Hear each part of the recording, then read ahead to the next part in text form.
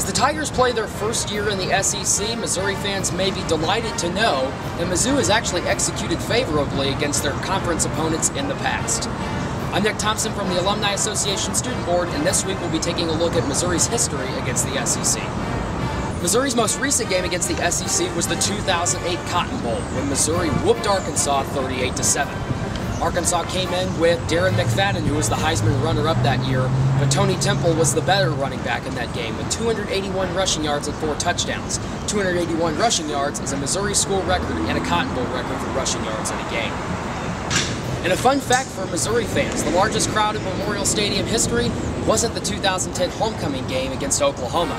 It was actually in 1978 when Alabama visited Missouri. The Tigers had just beaten Notre Dame the week before, who was the defending national champion, and the Tigers led that game against Alabama 20-17 at halftime. But the Tide rolled back in the second half and they won 38-20. They went on that year to win their 10th national championship in school history. But Missouri had a favorable run against SEC opponents in bowl games in the 1960s. Go back to 1968 and Missouri beat Alabama 35-10 in the Gator Bowl. Terry McMillan led the power eye attack for the Tigers, and they gave Alabama their worst bowl loss in school history.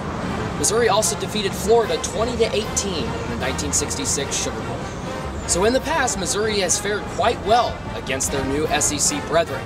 In fact, the Tigers had a record of 20 wins, 8 losses, and 1 tie coming into this season against the SEC.